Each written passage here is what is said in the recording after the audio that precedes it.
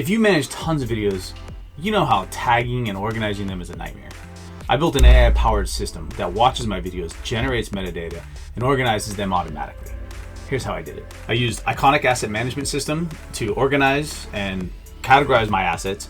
I used 12 Labs AI to generate the embeddings, to generate the keywords, the titles, the summaries.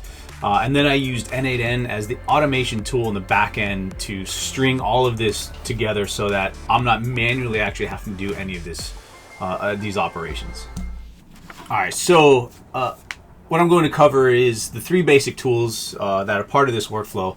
The first being the asset management side of it, right? So this is the most important piece of your general workflow, right? This is the tool that you will live in day to day, going through all your assets, understanding what's in your assets, what you're going to be pulling into your editors, what you're going to automate for delivery, and various aspects of your workflow, right? So what I'm using today is Iconik Asset Management, one of the simplest, easiest, most robust tools that are out there on the market.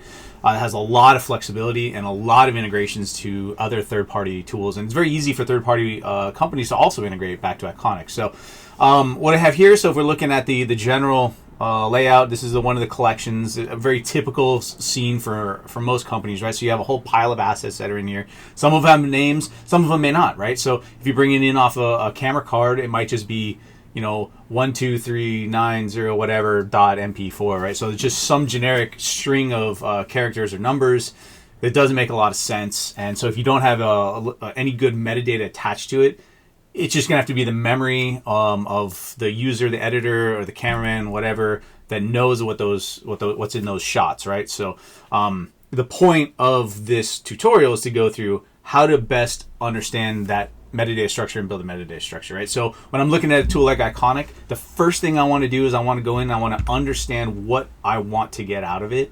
So I'll go under admin, I go under metadata. I select, you can create a new metadata view if you want, or just, edit the default, that's fine. In this one, this is what I did here. So I decided for these three basic features for my metadata. So video title, video topic, video summary. There could be many more, right? There's so many different ways to slice this. I figured these three are probably the most important across the broad spectrum of users, right? Topic, title, summary seems to be pretty basic. I think if you just had these, you could get the bulk of everything you need to get done. You could get more granular, add more keywords maybe. You could do more advanced things like actually do timeline-based metadata for finding different pieces of the structure. So we're not going to do that on this in this tutorial, but I'll do one later on that showcases that aspect of it, because that's very powerful as well. But in this one, this is the basics. I think if you get this done, you're off to the races, right? So if we understand how we start this process, back in the admin utilities, under settings, in this instance, I decided I'm going to use a webhook in this. So what that's going to do is it's going to set a process in the background that's going to be looking for an event to happen that's going to cause a trigger in our automation tools that'll take this file. So in this instance, right, a file is dragged into my collection. That file will then be automatically triggered from N8N and pulled and sent to 12 Labs to generate those embeddings and that metadata and that rich amount of information, right? So those topics, summaries, titles, and then take that metadata round trip and embed it back into the assets in Iconik so that I can search and refine and work from there. So this is Iconik. This is the N8N process that I was telling you about. If I go to that next step, this utility, N8N, let's look at this process, right? So N8N, if you aren't familiar with it, is a tool that does automation workflows. And it's very broad, very wide. Personally, I've only really been using it very recently, so it's a pretty new tool to me, but it was pretty simple and easy to get going right out of the gates. Feel free to use AI to help you understand these tools and help refine these workflows. It could definitely be a great asset. Simply asking ChatGPT, hey, I want to do this. How do I orchestrate this workflow? If you've never done before, maybe that gets you off to the races, especially if you aren't familiar with JSON structure or that kind of lightweight, I don't want to call it coding, but those technical skills, right? So in this instance, if I'm looking at the start of it, we have waiting for asset upload. This is the initial webhook that I'm setting. this is going to be kicked off as soon as that asset goes. And then what this is going to do is it's going to start that flow, right?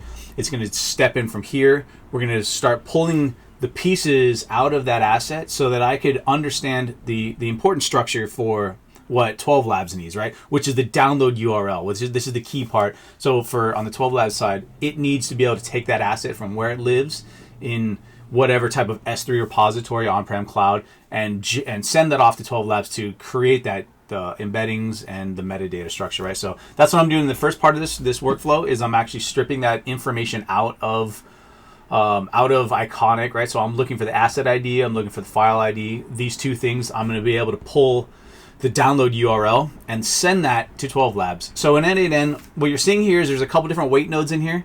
So as this automation is going through the process, these wait nodes are helping it the time so that it can generate that information and pull the right information before going ahead. So as you play with N8N, you'd notice if you don't have these, sometimes you'll get errors in the automation. So long story short, those things kind of tend to help. So once I actually take that URL, I'm going to upload that file into 12 Labs.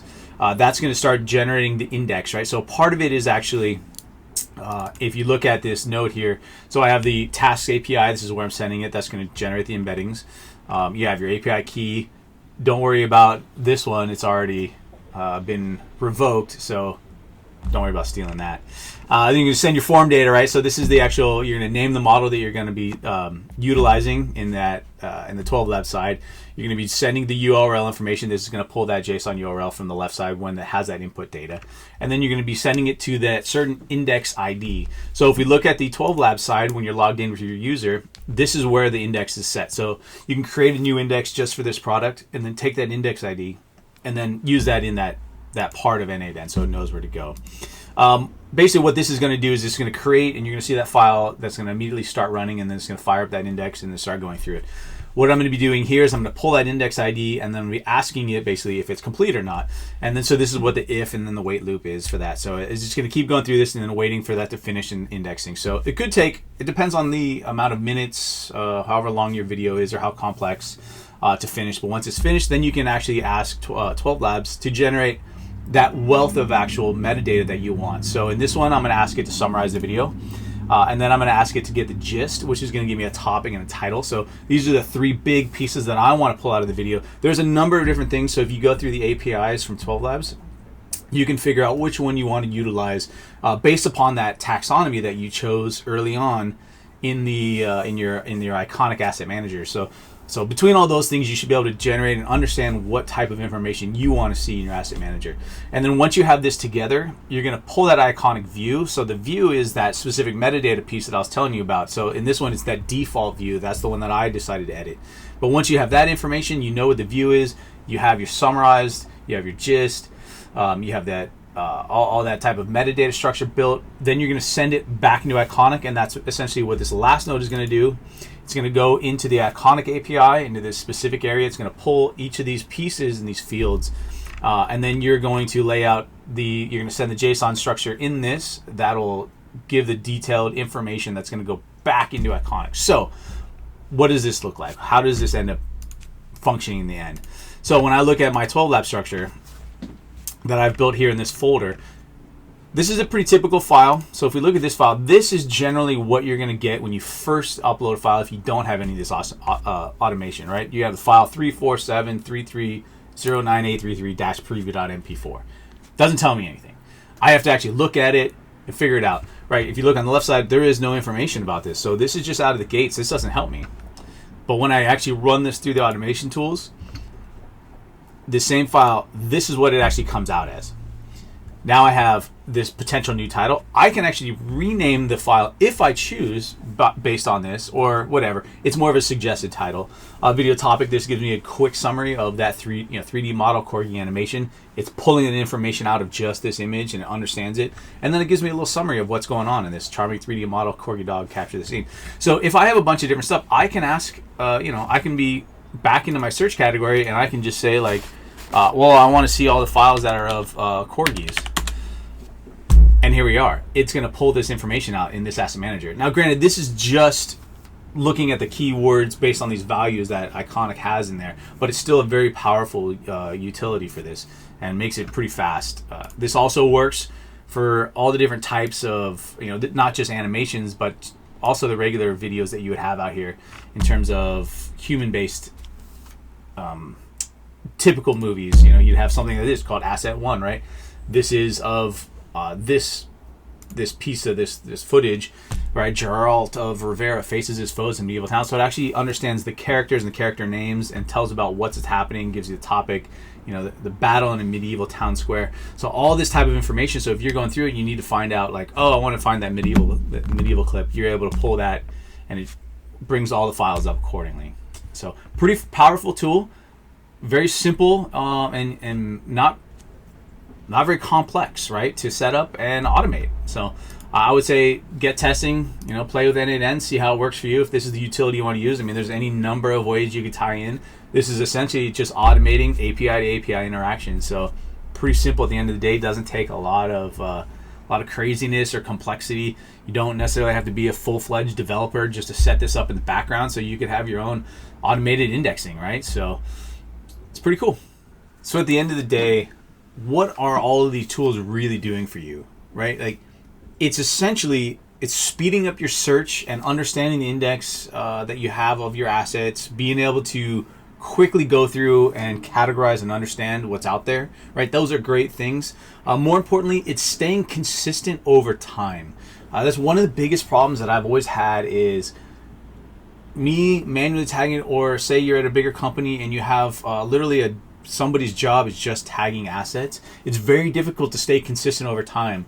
It's easy to fall into the complacency of just quick, short titles and summaries, or some other type of naming system that gets shorter or more blank pieces, or there's other users that are in the mix, or something goes into a different folder that somebody sees. So it's staying consistent across all your assets over time, right? So this is a huge piece that you need to have automated and set up, and you have to get the human out of the way, right? So that's essentially what I'm saying in this part. And if you like this tutorial, make sure you like and subscribe.